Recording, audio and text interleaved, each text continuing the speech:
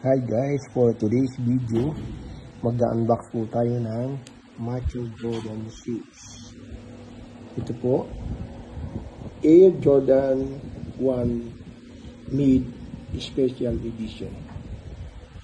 Paano nga daw ba malalaman na ang iyong nabiling sapatos ay original?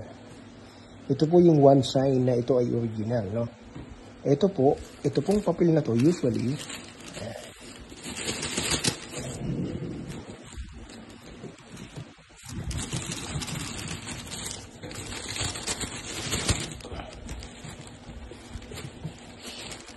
dito pa lang po malalaman na natin na original. Kasi itong papel na to,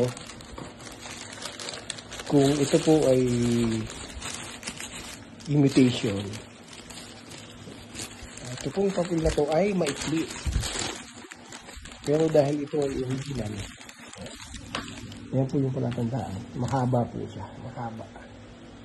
Ayan, more or less, parang 2 feet or 24 inches. Yan po yung isa sa mga palatandaan na ang iyong nabiling sapatos ay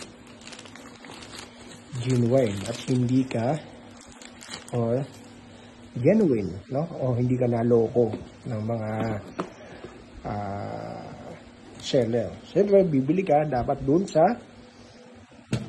Nike store. Pwedeng anywhere in the Philippines, basta Nike store. Ito po, ayan po ang kanyang kulay.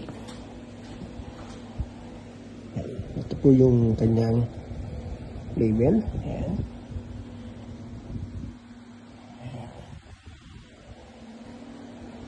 Ayan po ang isa sa mga palatandaan. At isa pa po pala, ito pong barcode na to, ito, i-scan mo po yan sa Google. Pag in-scan mo yan sa Google, lalabas po kung anong klaseng sapatos. Ang sagot po ng iba, pwede namang gayahin yung pwede namang gayahin yung itong QR code, pwedeng gayahin. Pero oo, pwedeng gayahin yan, pero hindi naman, pagdating sa Google ay hindi mo naman makukompleto yung details niya. Pag clinic mo yan sa Google, iba pa rin yung lalabas. Kaya ito yung palatandaan na yung nabili mong sapatos ng Jordan ay original. So, yun lamang po at see you on the next video.